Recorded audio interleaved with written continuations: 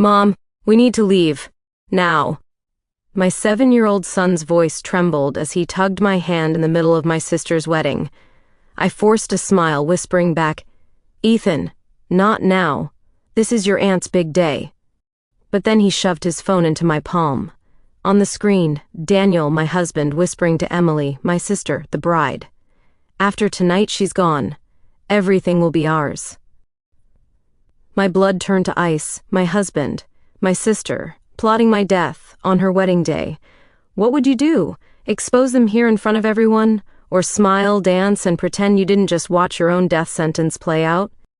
If you're hooked in and you're ready to enjoy this story, click subscribe and let me know in the comments where you're watching from, because tomorrow I will be giving you another story just as interesting as this one. And you don't want to miss it. Now, back to the story. I still remember the very first time I met Daniel. It wasn't anything glamorous, not the kind of moment you see in movies. It was in the library of our college, of all places. I was balancing 3 heavy textbooks in my arms, trying not to drop them, when he appeared out of nowhere and grabbed the one that slipped. "Careful there," he said with that smile, wide, confident, the kind that made it feel like the sun had just come out from behind a cloud. I laughed nervously and thanked him, and for a second our eyes held. I don't know if you've ever experienced this, but there are people whose gaze feels like a promise. That was Daniel for me. From that moment, it was like he knew exactly how to make me feel seen. He was ambitious, full of plans for the future. He talked about starting his own business one day, about traveling the world, about how he wanted a family filled with laughter. And he always said it like I was already part of that dream, like he couldn't imagine it without me. And I fell. Hard. Our romance was a whirlwind. He'd surprise me with picnics in the park, handwritten notes slipped into my textbooks, silly little doodles of us with hearts drawn around them. He had this way of making even the smallest things feel special. I remember once it rained, and instead of running for cover, he pulled me into the downpour and said, "Let's dance. Life's too short to always stay dry." So we did, in the middle of the street, soaked, spinning, laughing until our sides hurt. That was Daniel, the boy who made life feel like a movie. And when he proposed, under the old oak tree on campus where we'd first studied together, I thought my heart would burst. His voice trembled as he promised forever. I said yes without a shred of doubt in my mind. Our wedding was a dream. I can still hear the music, see the fairy lights strung across the garden, feel the lace of my dress brushing against my skin. Everyone told me we looked like the perfect couple, and for once, I believed them. When Daniel kissed me that night, I thought, this is it. This is my happy ending. The early years of our marriage were just as sweet. We traveled when we could, saving up for trips even when money was tight. I still remember the weekend getaway to the beach where we built sandcastles like kids, or the rainy afternoons curled up watching old movies. Then came Ethan, my beautiful boy. The moment I held him in my arms, I thought life couldn't possibly get any better. Daniel cried when he saw him, real unashamed tears, and I thought, this man will be the best father in the world. For a while he was. He'd wake up in the middle of the night just to rock Ethan back to sleep. He'd take pictures of every silly milestone, his first crawl, his first tooth, and plaster them all over the fridge. He made me believe we were the perfect little family. But life has a way of slipping tiny shadows into the brightest of days. It started small. Daniel working late. At first it made sense. He was trying to build his career, provide for us. He'd come home tired, collapse onto the couch, and tell me he was doing it all for me and Ethan. Then there were nights when he didn't even eat dinner with us, just locked himself in the study with his laptop. I'd knock on the door and he'd smile tiredly and say, "Just one more hour, Claire." I brushed it off. I told myself it was just a phase. Every marriage goes through phases, right? That's what I believed. That's what I wanted to believe. But sometimes, late at night when he finally crawled into bed, smelling faintly of cologne that wasn't his, I'd stare at the ceiling and wonder if something was slipping through my fingers. Still, I ignored the whispers in my heart. I convinced myself I was imagining it. Because how could the man who once danced with me in the rain, who cried at the birth of our son, who promised me forever. How could he ever hurt me? I pushed the doubts aside. I clung to the good memories, the laughter, the promises. But deep down, something inside me was unsettled. And looking back now, I can't help but ask myself, did I miss the signs? What do you think? Do we sometimes love someone so much that we blind ourselves to the truth, even when it's staring us in the face? At first I thought it was just me overthinking. I mean, Daniel was ambitious. He'd always been that way, even back in college. It wasn't unusual for him to throw himself into work. That's one of the things I admired most about him, his drive, his determination. But then little things started to change. His phone was always face down on the table. Always. If it buzzed, he'd quickly silence it, sometimes even leave the room to answer. If I asked who it was, he'd shrug and say, "Work stuff, Claire, you wouldn't understand." And maybe at first I believed him. But when work stuff became late-night calls, when he started leaving on business trips that didn't quite add up, I couldn't ignore the pit in my stomach anymore. I tried asking him about it gently at first. "Daniel," I said one night as we lay in bed, "you've been so busy lately. Are you sure you're not overworking yourself?" He turned to me, smiling like I'd just said something silly. "Claire, I'm doing this for us, for Ethan. You want him to have the best, don't you?" And that was the beginning of it, how he'd twist my questions into accusations. The more I asked, the more he made me feel like I was crazy. "Claire, you're paranoid. Claire, why don't you trust me? Claire, do you even appreciate how hard I'm working for this family?" Every word was like a knife. Because I did appreciate him. I did trust him, or at least I wanted to. But every time he turned it back on me, I'd end up being the one apologizing. And then, just when I'd start to pull away, just when I thought maybe I should stop trying, he'd show up with flowers, or take me out to dinner, or whisper in my ear like he used to. And I'd get confused all over again. Was I imagining things? Was I ruining my own marriage with suspicion? The gifts, the affection, it was like a reset button. And for a while I'd believe in us again. But the doubts always returned. I remember one night so clearly. Daniel had come home late, smelling faintly of cologne I didn't recognize. He wrapped his arms around me, kissed the side of my head, and said, "I missed you." And I wanted to believe him. God, I wanted to. But deep inside something whispered, "He wasn't with you. He was with someone else." It ate me alive. I couldn't keep it all inside, so I did what I always did when life felt too heavy. I turned to Emily, my sister. Emily was younger than me by 4 years, but I'd always been more like a second mother to her than just a sibling. Our father left when we were still kids, and Mom had to work 2 jobs just to keep us afloat. That meant I was the one who cooked, cleaned, helped Emily with homework, made sure she didn't feel the gaping hole Dad had left behind. I gave her everything I could, even when it cost me. I remember one winter when we were teenagers. I had saved up to buy myself a proper coat, but when Emily's old one ripped, I gave mine to her and kept wearing my thin jacket. I told her I didn't mind, that I ran warm anyway. When I got a scholarship offer for a summer program abroad, I turned it down because Mom couldn't handle the house alone. Emily needed me more than I needed the experience.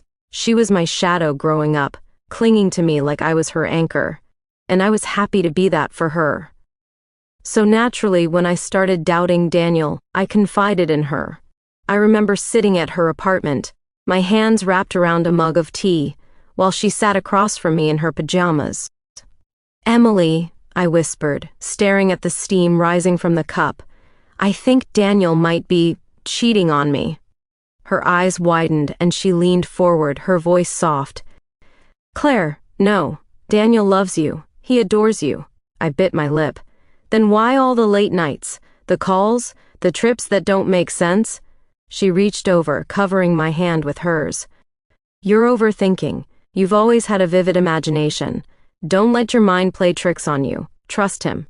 He's your husband." Her words were comforting. They always were. Emily had this way of sounding so certain, like she knew better than I did. And because she was the one person I'd sacrificed so much for, I trusted her. So I went home that night and told myself to let it go, that maybe I really was imagining things. But the doubts didn't stop.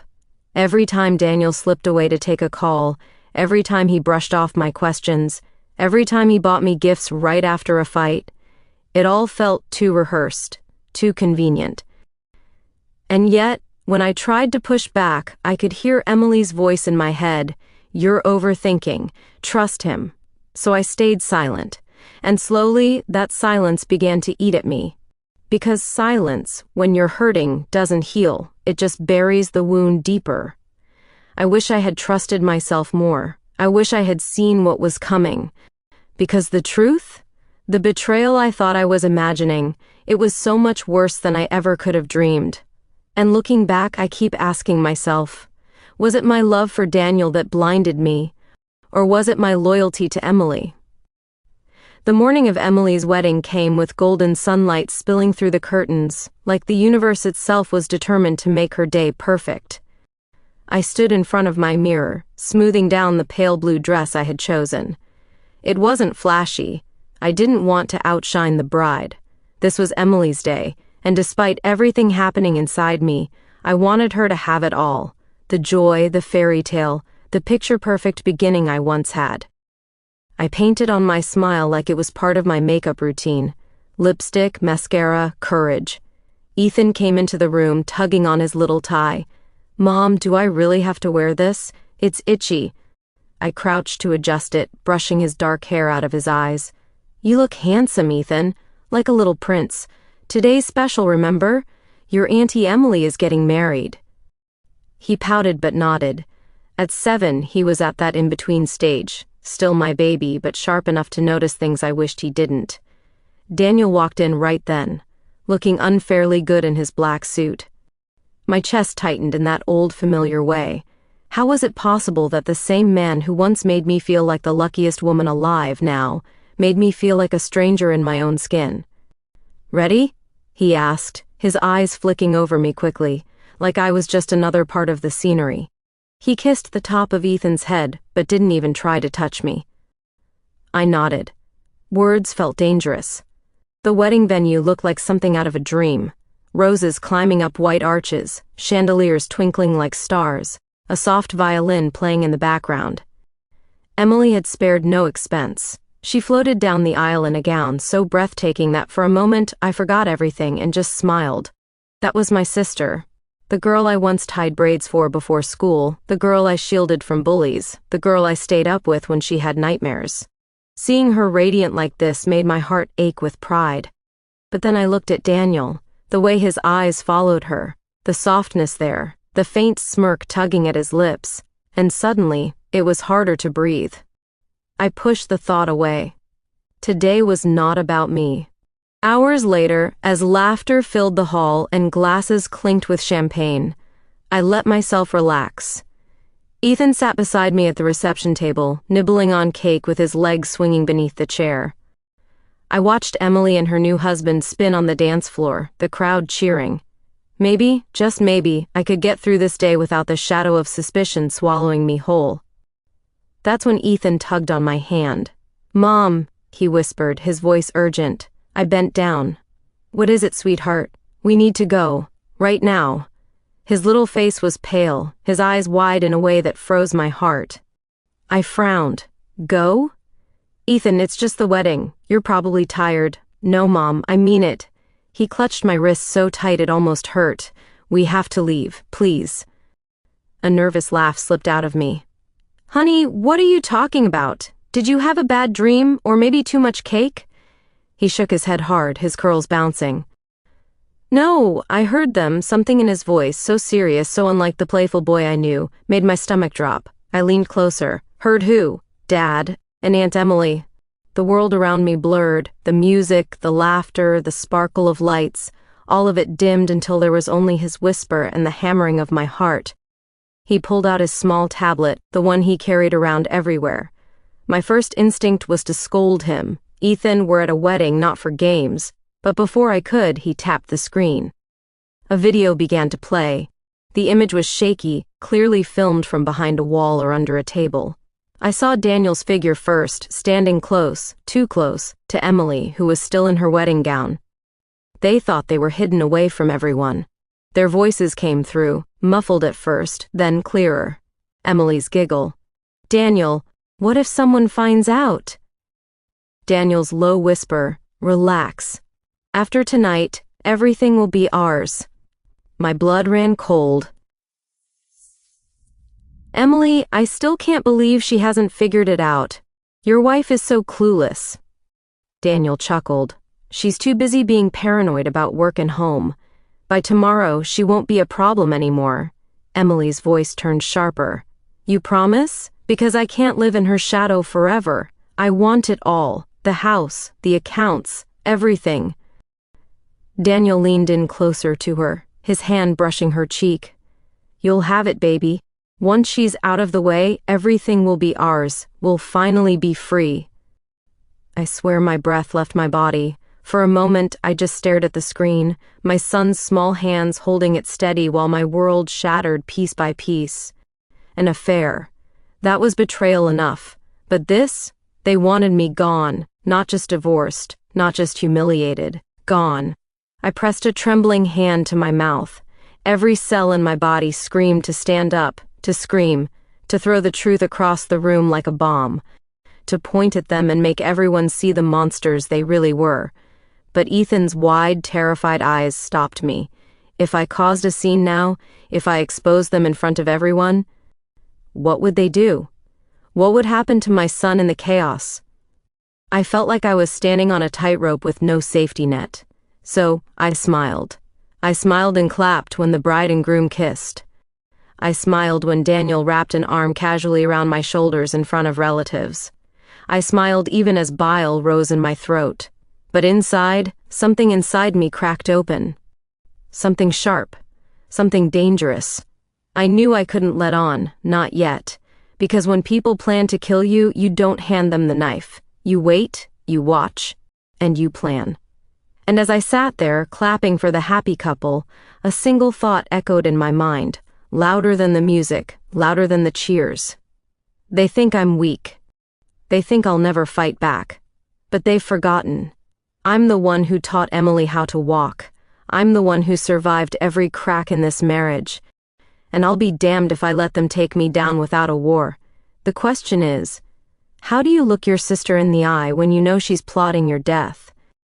I don't know how I did it. I don't know how I kept my face from betraying me when inside, my heart was tearing apart, my blood boiling, my knees shaking. But I did. I clapped when Emily raised her bouquet and smiled at her new husband. I laughed when Daniel whispered something into Ethan's ear, pretending to be the doting father. I even let Daniel wrap his arm around me when relatives pulled out cameras. If anyone looked at us that night, they would see a picture-perfect family. The loyal wife, the proud husband, the beautiful sister who had found love. But I only saw monsters across the table. Every time Emily's eyes met mine, my stomach turned. Did she know I had seen? Did she suspect Ethan had recorded them? Or was she so confident in her lies that she thought I would never catch on? Then came the toast. Emily stood, her gown glowing under the lights, her glass raised high. "I just want to thank everyone for being here," she said, her voice trembling with fake emotion. "And especially my sister Claire." I froze. She has always been my rock, my protector, my example of strength. I wouldn't be the woman I am today without her. The crowd clapped. Some people even dabbed at their eyes. But I felt the wine glass in my hand nearly shatter under my grip, my rock, my protector, the woman she was planning to bury 6 feet under. I forced my lips into a smile and raised my glass back to her. It was either that, or let the scream inside me burst out. Later, when the music played and guests filled the dance floor, Daniel leaned down and kissed my cheek. To everyone else, it looked romantic, sweet, husbandly. But I knew those lips. I knew they had touched my sister hours before. I thought I'd be sick. Still, I let him lead me to the dance floor. His hand pressed against my back, his smile plastered on like everything was normal. We spun under the chandelier and I kept my eyes locked on him, wondering how he could look at me and plan my death at the same time. By the time we returned home that night, I was drained. My face hurt from smiling. My throat was raw from pretending laughter. Ethan had fallen asleep in the car, his head resting on my shoulder, his innocence the only thing keeping me from collapsing. At the door, Daniel carried Ethan upstairs, tucking him into bed like the world's most loving father. Then he came into our room, loosening his tie, sighing like it had been just another long day. "You looked beautiful tonight," he said casually, unbuttoning his shirt. I sat at the vanity, removing my earrings, forcing my reflection not to shake. "Thank you." He walked behind me, placing his hands on my shoulders, massaging them gently. To anyone else, it would feel like love. To me, it felt like poison. "Emily's lucky to have a sister like you," he murmured. His eyes met mine in the mirror, soft and warm like they used to be, and I had to bite my tongue to keep from spitting the truth back at him. Instead, I tilted my head and gave him the same smile I'd worn all evening. "Yes, she is." That night, as he drifted off beside me, his breathing steady, I lay awake staring at the ceiling.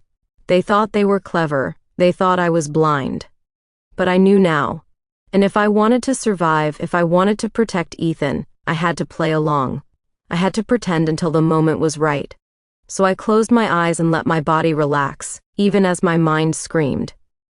Because when you're sleeping next to your enemy, the first rule is simple: never let them see you're awake. The days after Emily's wedding felt like walking through a minefield. On the outside, life went on as usual. Breakfast with Ethan, school drop-offs, Daniel leaving for work. But underneath, I was counting every second, every glance, every word. Because now I knew. I knew the husband who once swore he'd love me forever was plotting my death. I knew the sister I raised like my own child was helping him. And worst of all, I knew they weren't going to wait long. 2 nights after the wedding, I heard them again. I had come downstairs for water, moving quietly in the dark so I wouldn't wake Ethan. That's when I heard Daniel's voice in the study, low and sharp. The door was cracked open just enough for me to see him pacing, his phone pressed to his ear. "Poison is risky," he muttered. "Too many questions. No. It has to look natural." My body turned to ice. A pause. Then his laugh, quiet but cold. "Exactly. A car crash. She's always driving Ethan to school.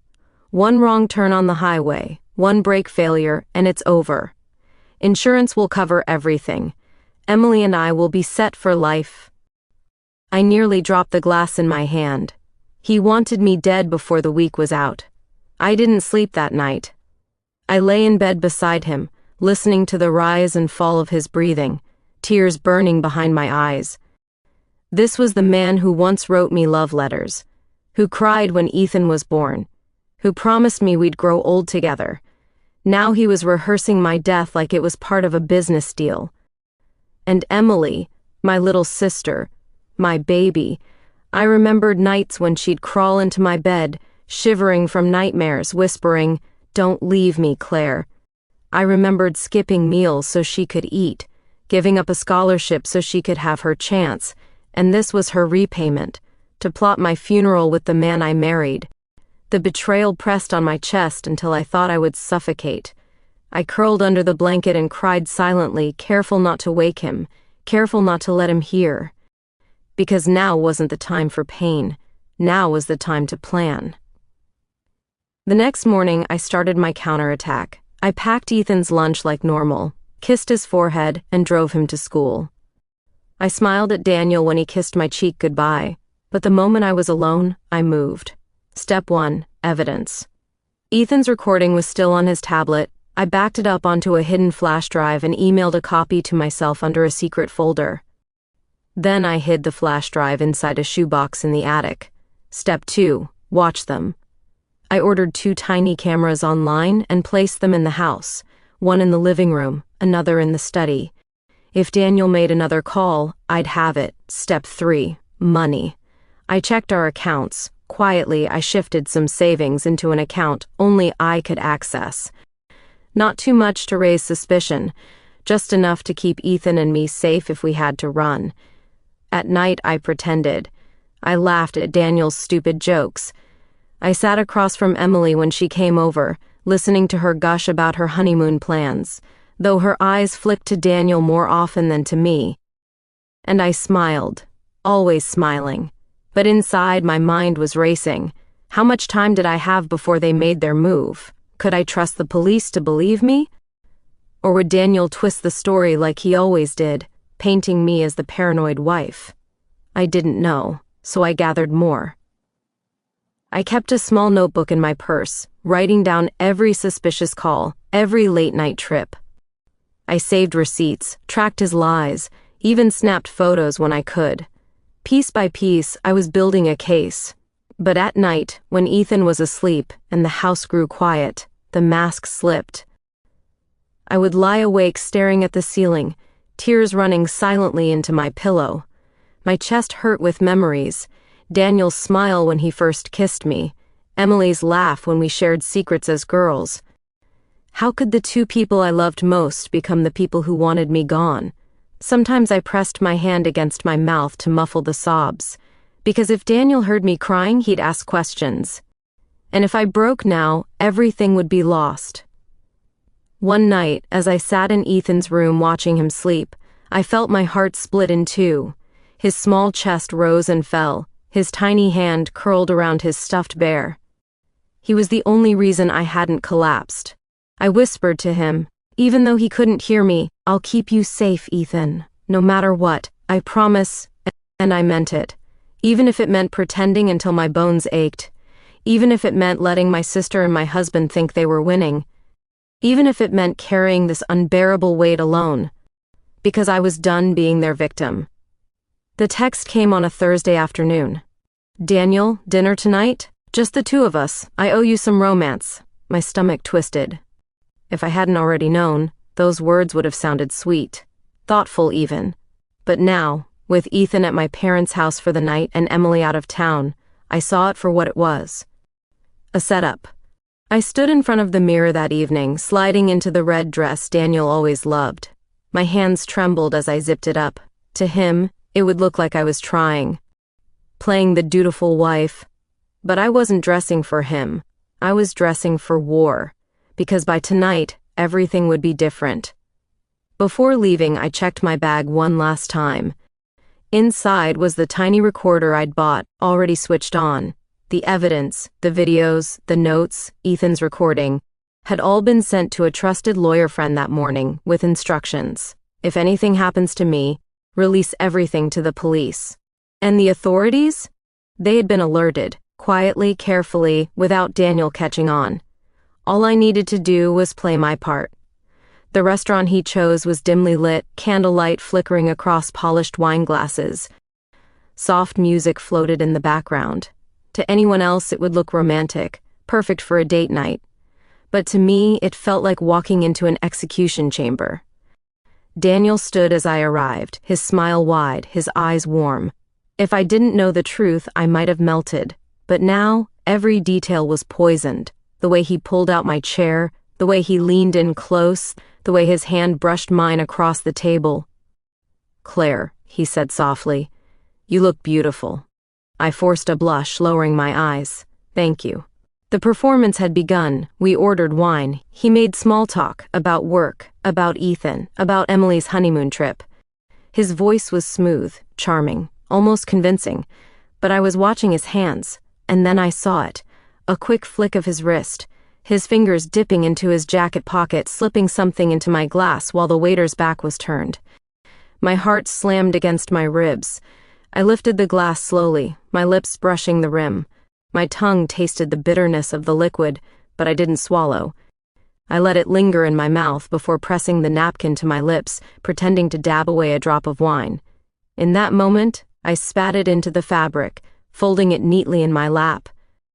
To him, it looked like I had taken a sip. His smile widened. "Relax," he said, leaning back in his chair. "Tonight is about us, a new beginning." I nodded, pretending to sway slightly. I feel a little lightheaded." His eyes lit up. For the first time in months, he looked genuinely excited. "Maybe you just need to rest," he murmured. "Let's finish up and go home. I'll take care of you." I let my body slump just enough to convince him. My head tilted, my hand trembling on the table. I could almost hear his thoughts racing. It's working. She's fading. Inside, I wanted to scream, to leap across the table and claw the smugness off his face. But I stayed still. I let him believe. Because the more convinced he was, the deeper he would bury himself. The recorder in my purse caught everything, his whispers, his tone, the evidence of his attempt. As he guided me out of the restaurant, his arm firm around my waist, I felt tears prick my eyes. Not from fear, from grief. Grief for the love I once thought was real. Grief for the family I thought I had. Grief for the sister who was supposed to stand by me, not plot my death. But even through the pain, one thought anchored me. I was not the victim tonight. I was the trap. Back in the car, Daniel buckled me in like a doting husband. "We'll be home soon," he whispered, brushing hair from my face. "Just close your eyes." So I did. But inside, my mind was blazing with fire. Because I knew what waited next. Whether it was a staged fall down the stairs, a tampered car ride, or a medical emergency, he was ready to end me tonight. And yet, I had to keep pretending. I had to let him walk straight into the noose he'd tied for himself. As the car pulled away from the restaurant, my body leaned against the window, feigning weakness. My breath came shallow, my eyelids fluttering. He drove with one hand, the other reaching to squeeze mine. "Don't worry, Claire. Soon, you won't feel a thing." I gripped the recorder in my purse tighter. Every word he spoke was sealing his fate. But here's the question that made my chest ache as the streetlights blurred past. Could I keep this mask on long enough? Or would my rage give me away before the final trap snapped shut? The ride home felt endless. Streetlights smeared across the windows as Daniel hummed softly, like a man at peace. He thought it was over, that his plan had worked, that I was slowly slipping away. But inside me, there was nothing but fire. When we pulled into the driveway, he came around to open my door, his hand gentle as if he were helping a sick wife. I let my body slump against him, weak and heavy. He guided me inside, step by step, whispering promises of rest and peace. That word, peace, nearly broke me. Because he had stolen mine. The living room was dim, only one lamp glowing in the corner. And then, like a knife twisting into my chest, I heard her voice. Finally, Emily stepped out from the shadows, her smile sharp. She looked beautiful, dressed in silk, her hair falling perfectly over her shoulders. My sister, my blood, my betrayer. I froze in the doorway, still pretending to be dizzy. "She's almost gone," Daniel whispered to her, grinning. "By morning, nobody will question it." Emily's eyes lit up. She clasped her hands like a child receiving candy. "We did it, Danny. We finally did it." The sound of her joy, her relief at my supposed death, made my skin crawl. I swayed on my feet, lowering myself carefully onto the couch. What are you doing?" I whispered, my voice faint. Emily laughed. "Don't act surprised, Claire. You were always in the way. Ethan, the house, Daniel. Everything should have been mine." Her words sliced deeper than any knife. Daniel sat beside her, pulling her close. They were bold now, no masks, no lies. Lovers celebrating my end. They didn't realize every word was being recorded. And then, just as Emily leaned over to kiss him, the front door slammed open. "Police! Hands where we can see them!" The room erupted. Officers stormed inside, guns drawn, voices commanding. Daniel jumped to his feet, shouting in shock. Emily stumbled back, her face draining of color. "What the hell is this?" Daniel roared. 2 officers pinned him before he could move. Another stepped toward Emily, who began to shake her head violently. No, it's not what it looks like. Please, you don't understand." Her voice cracked, tears streaming down her face. But it was too late. The evidence came crashing down around them. The waiter from the restaurant had already handed over the tainted glass. The napkin in my lap, soaked with spit-out wine, was in a sealed bag. The recorder in my purse had captured every damning word Daniel whispered. Ethan's hidden video from weeks ago showed their affair in all its ugly truth. It was airtight. Daniel thrashed against the officers, his voice hoarse. She set us up. She planned this whole thing. She's framing us. For the first time that night, I straightened my back. I met his eyes, those same eyes I once trusted with my heart, and I didn't blink. "No, Daniel," I said quietly. "You set yourself up the moment you betrayed me." The room fell silent. Even the officers paused, their grip firm but their eyes on me. Emily's sobs broke through. "Claire, please, you don't understand. I didn't mean—" I turned my head slowly toward her. "Yes, you did." Her face crumbled, the mask finally gone. Out of the corner of my eye, I saw Ethan. My sweet boy stood in the hallway with my parents, safe behind the officers. His eyes were wide, but he wasn't crying. He was watching me, watching his mother stand tall, and for the first time in months, I saw pride in his gaze. That alone gave me strength to stay steady as they dragged Daniel and Emily away. The night air hit my skin as the front door opened. Flashing lights painted the driveway red and blue. Neighbors peeked from their porches, whispers carrying through the dark. Cameras from local reporters were already rolling. Daniel's voice echoed as he was shoved into the back of a police car. "You'll regret this, Claire. You hear me? You'll regret it." Emily's screams followed, desperate and shrill. "Danny, please, don't leave me." But their words no longer touched me, because I knew deep in my bones their power was gone. Their reputations, their lies, their masks, they had all shattered under the weight of truth. I stood there in the doorway, Ethan's small hand slipping into mine. He looked up at me, his voice soft but steady. "Mom, are we safe now?" My throat tightened. I bent down, pressing a kiss to his forehead. "Yes, baby, we're safe now." But even as I said the words, a shadow lingered in my chest. Because betrayal like theirs doesn't just vanish. It leaves scars. It leaves questions. And as I held my son, feeling his heartbeat against mine, I couldn't stop wondering. If the people closest to me could turn into enemies, how do you ever trust again? It's strange how months can feel like a lifetime. The papers are signed now, divorce finalized. I have full custody of Ethan, and Daniel, well, Daniel is no longer a name that makes my heart skip.